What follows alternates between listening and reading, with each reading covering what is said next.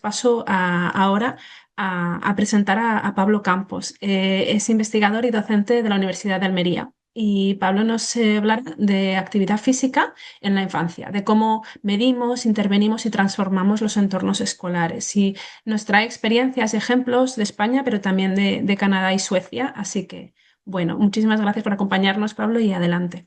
Bueno, muchas gracias Carlota por la introducción y también me gustaría agradecer antes de empezar con la presentación a todo el Easy Global por la invitación y, bueno, promover este tipo de cursos con esa transferencia de qué estamos haciendo a nivel científico y poder acercarlo totalmente a toda la sociedad.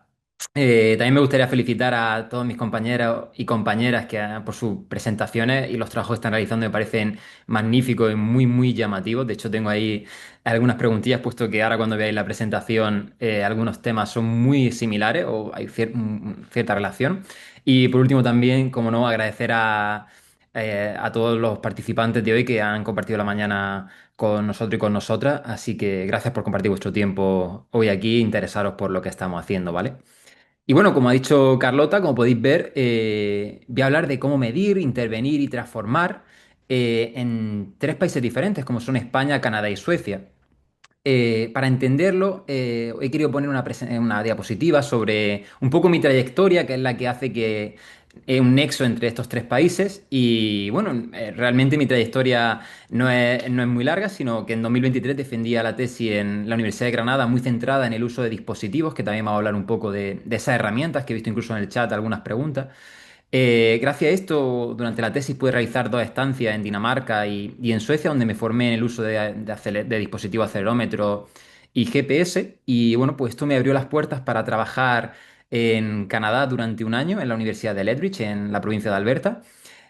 Justo también, y al mismo tiempo trabajaba en Suecia pues, sobre el tema de promoción de actividad física con el uso de acelerometría y afortunadamente he podido traer todo este conocimiento desarrollado y aprendido tanto en Suecia como en Canadá a la Universidad de Almería, donde me encuentro ahora mismo y como ha dicho Carlota, soy personal docente e investigador de ella. Bien, pues este será como el contexto donde empecé en España, me empapé en Canadá y en Suecia formándome hasta llegar a la Universidad de Almería. Por tanto, los contenidos que quiero trabajar hoy o enseñaros sería el cómo medimos, cómo intervenimos, cómo transformamos y una pequeña conclusión más dirigida a mensajes para llevarnos a casa que sean útiles en modo resumen de lo que he ido presentando. Por tanto, ¿cómo medimos?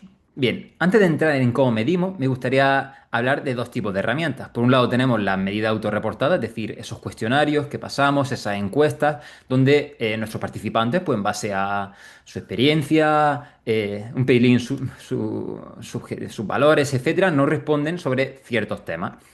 Esta parte de medidas autorreportadas va a estar muy relacionada con mi trabajo en Canadá, mientras que la parte de medidas objetivas, voy a centrarme en el uso de acelerometría, GPS y solo estudios con ejemplos de acelerómetros, va a estar más centrada en estudios en España y en Suecia, ¿vale? Y ahora bien, ¿por qué esta diferencia? ¿Por qué esta diferencia o por qué es importante hablar de estos dos tipos de herramientas? Pues bueno, cada una tiene sus pros y sus contras. Por ejemplo, en el caso de las medidas autorreportadas, pues van a tener un precio más bajo, van a ser más sencillas de aplicar. El problema en cuanto a su precisión, me refiero a que van a depender en una gran medida de la subjetividad de las personas o incluso un seco de recuerdo. No es lo mismo preguntar qué hiciste la semana pasada o al qué hiciste ayer. De hecho, un ejemplo muy sencillo podría ser qué comimos ayer o qué comimos la semana pasada. Probablemente podría ser lo mismo e incluso tengamos fallo a la hora de predecirlo. Por otra parte, nos vamos a encontrar esas medidas objetivas, donde tenemos el problema que tendremos es un alto coste, menos aplicable, puesto que no vamos a poder llegar a tantos participantes como nos gustaría. Incluso la forma de procesar esos datos no va a ser tan sencilla como ver una respuesta de un participante. Ahora bien, la parte positiva es que nos van a decir de una forma más exacta lo que realmente pasó tanto ayer como hace una semana. Así que voy a empezar por los ejemplos que os quiero trabajar y vamos con las medidas autorreportadas, que hace referencia a Canadá, ¿vale? Durante mi año en Canadá he estado trabajando con el doctor Richard LaRoche en el proyecto GATPAC, el cual es un proyecto internacional. Dejo por abajo a la derecha el código QR del protocolo publicado, ¿vale?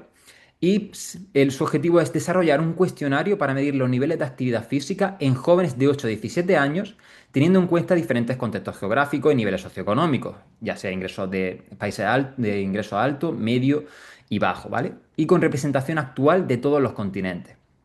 Por tanto, ya la aplicación está en marcha, adaptada en una cantidad de idiomas, en una gran cantidad de idiomas. Y bueno, pues tenemos diferentes secciones donde vamos a preguntar, pues por ejemplo, pongo el ejemplo de tareas en la casa, se pregunta pues cuántos días realizas tareas en la casa, frecuencia a nivel de tiempo y cuál sería el grado de esfuerzo. Esto sería aplicable tanto para, se pregunta por el colegio, en los patios, en los descansos, durante el desplazamiento, etcétera. Importante este proyecto. Actualmente en el protocolo se sometieron 16 países y ahora mismo contamos con hasta 19 participantes. Tenemos una muestra objetivo de 7.000 niños y adolescentes, tanto 3.000 intentando buscar equilibrio a nivel urbano, rural, chicos, chicas. Aquí tenéis, como comentaba, los dominios que se están estudiando. Y a la vez estos niños van a llevar también una medida objetiva. ¿Por qué? Pues esto va a responder su utilidad.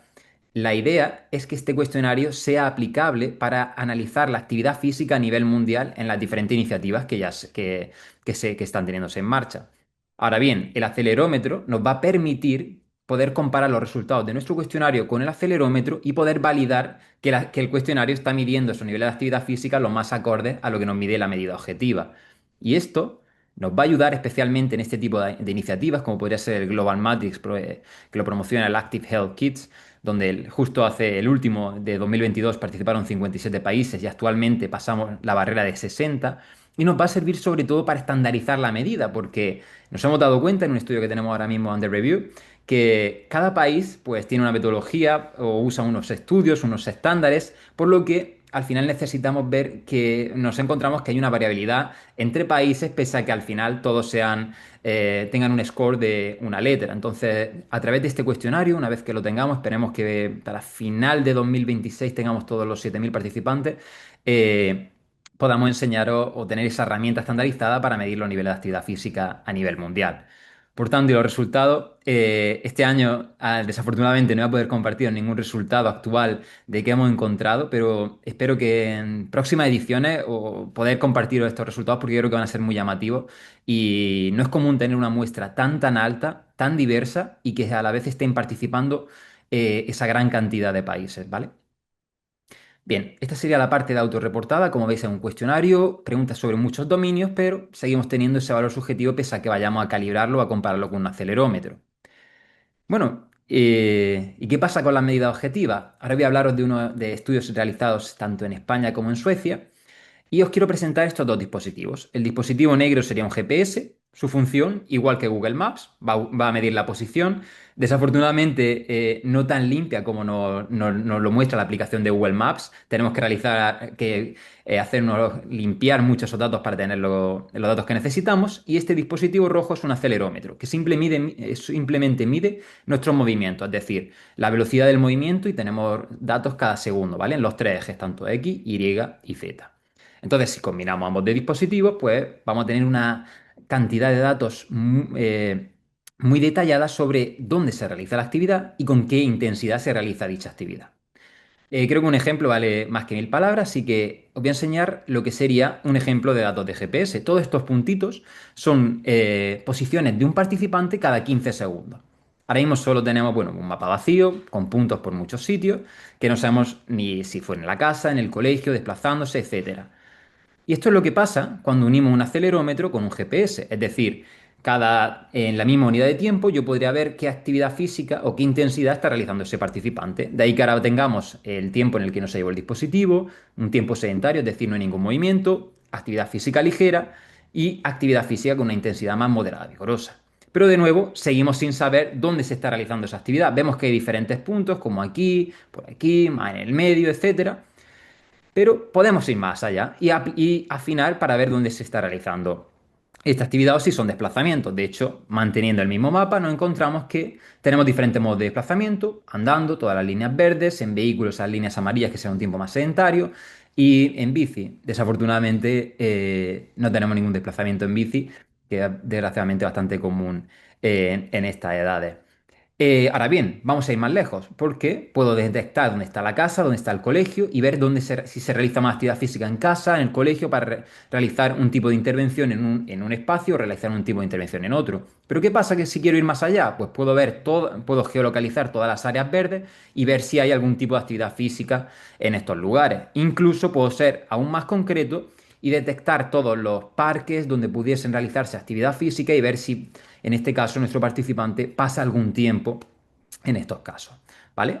Por lo tanto, tendríamos un enfoque bastante detallado y concreto sobre dónde se está realizando esa actividad física, sobre todo para ver dónde intervenir o dónde no intervenir. De hecho, ahora os pongo un ejemplo más real, basado ya en un mapa. Esto sería medidas de GPS, ¿vale?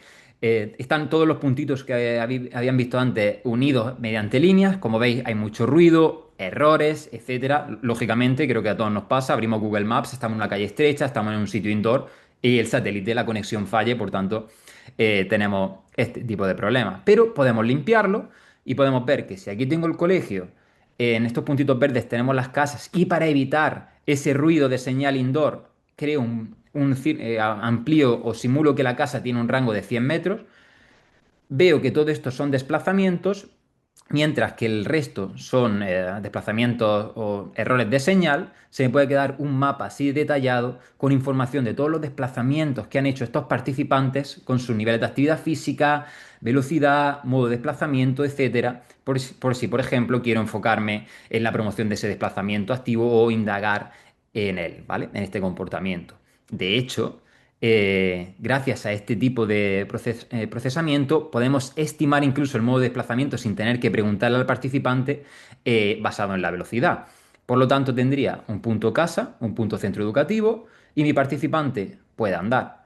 Ahora bien, puede ser que se ocurra ahí, vale, Pablo, ¿y qué pasa con esos trayectos que son en transporte público, en el que una parte va a ser en vehículo motorizado, pero la otra parte andando? Pues esta misma combinación nos permite detectar en base a velocidad el primer tramo del trayecto que se ha hecho de una forma, mientras que el segundo tramo se ha podido hacer de otra y tener también en cuenta este tipo de desplazamientos, así como si todo se hubiese hecho en un transporte motorizado, como puede ser el coche o una motocicleta.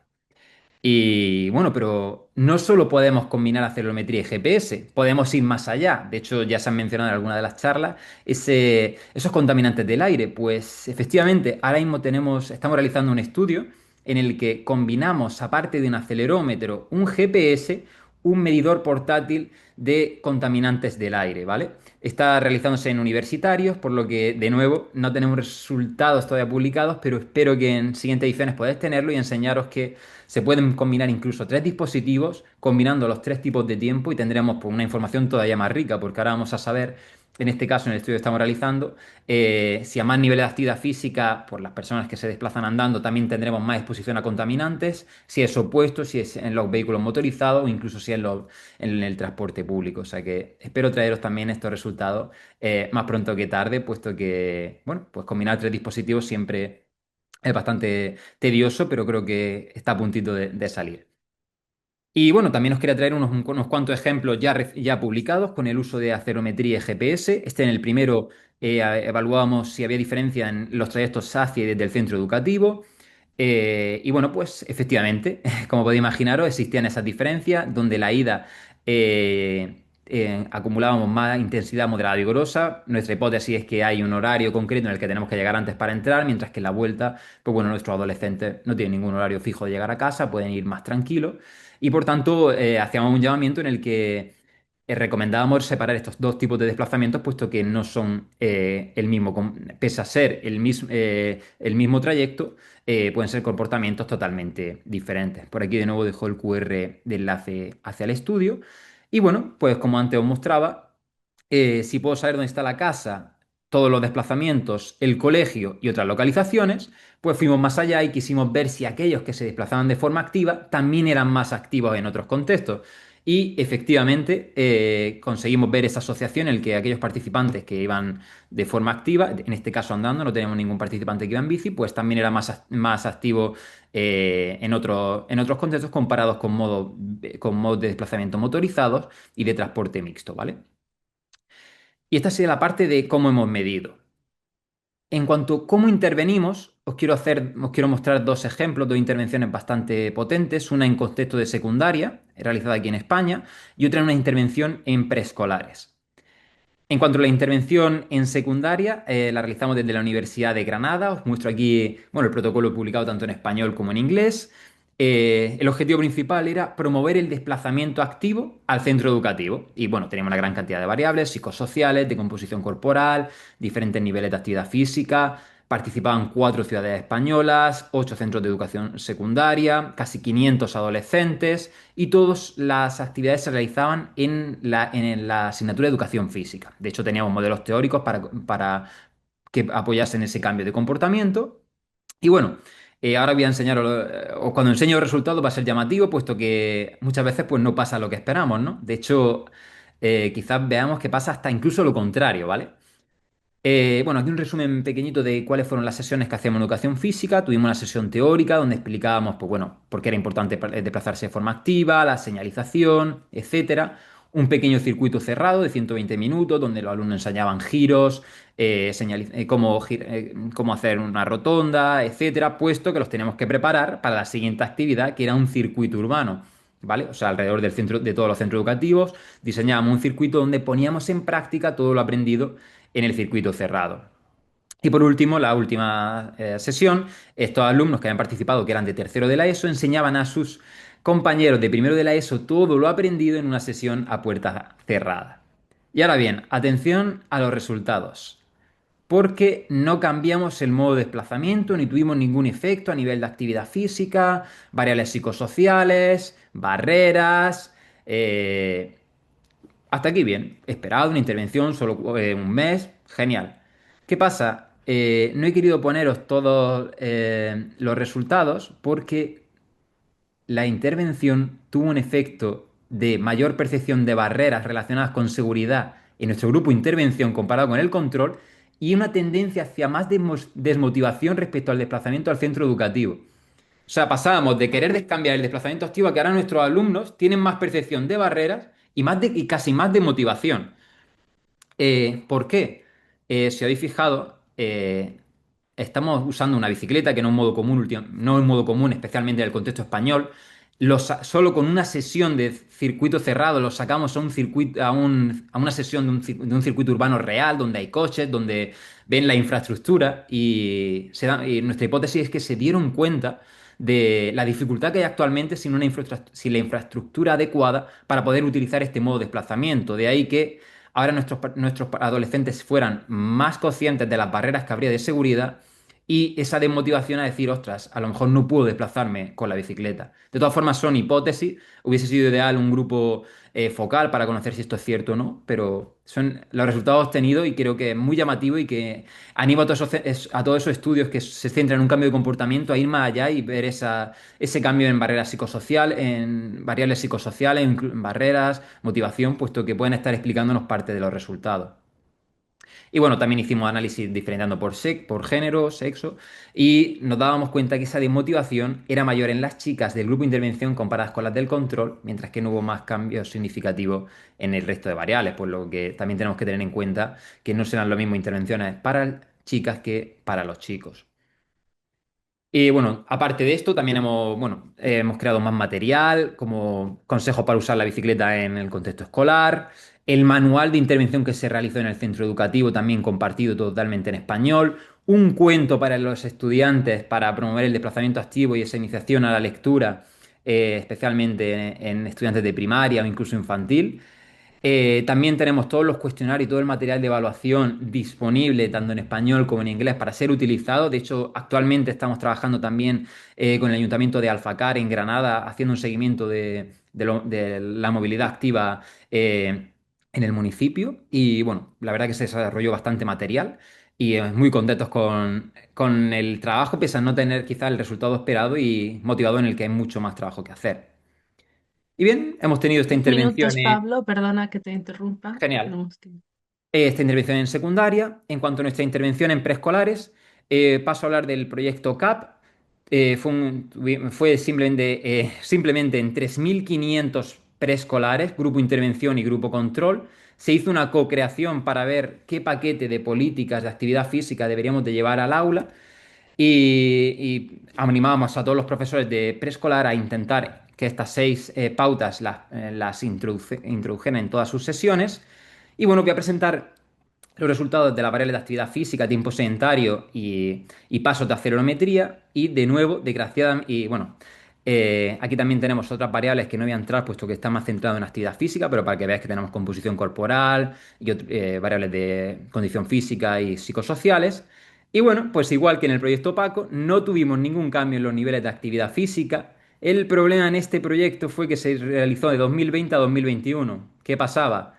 Efectivamente, COVID. Pues, por tanto, los niños ya se promovía el hecho de que estuvieran fuera de la clase, puesto que no podían estar en el aula, por lo que no obtuvimos ninguna diferencia en cuanto a nivel de actividad física. Es cierto que a nivel de socioeconómico, nuestro análisis de moderación mostraba que los niños de niveles socioeconómicos medios y bajos aumentaban su nivel de actividad física gracias a este trabajo. Los resultados todavía no están publicados, son preliminares, pero quería compartirlos con vosotros, puesto que fue bastante interesante.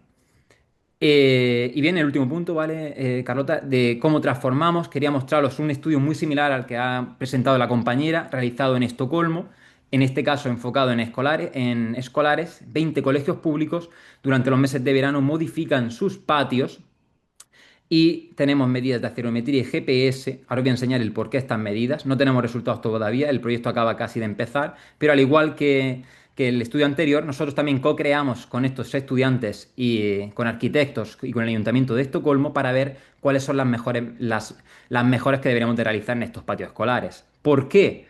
¿Y por qué viene motivado este estudio? Pues veréis. Estudios en Dinamarca nos han mostrado cómo se usan estos patios escolares y queremos intentar ver cuáles son las zonas que más se usan. Por eso, si juntamos acelerometría y GPS, vamos a llegar a tener una información muy importante en el uso de las zonas, si varían por género, cuáles son las que más motivan esta actividad física. Y bueno, y como ya sabéis, pues para intentar incrementar estos niveles de actividad física que desgraciadamente son muy bajos en nuestra población. Pero aparte queremos llegar a más, puesto que estamos remodelando los patios. Entonces queremos investigar qué pasa cuando cambiamos los patios, que igualmente van a ser diferentes en cada uno de los 20 colegios, puesto que las necesidades van a ser diferentes, nivel socioeconómico diferente, etcétera.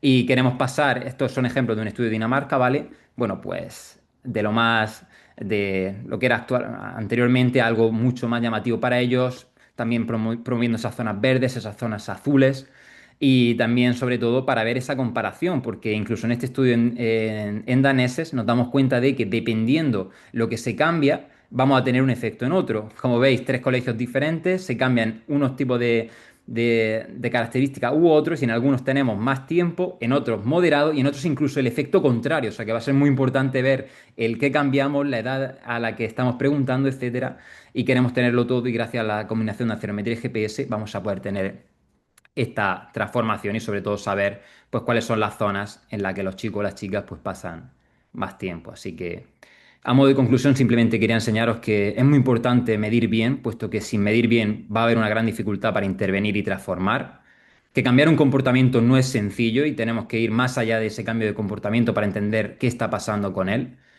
que parece ser que las políticas estructurales pueden tener un gran potencial para reducir desigualdad y promover niveles de actividad física, especialmente en preescolares.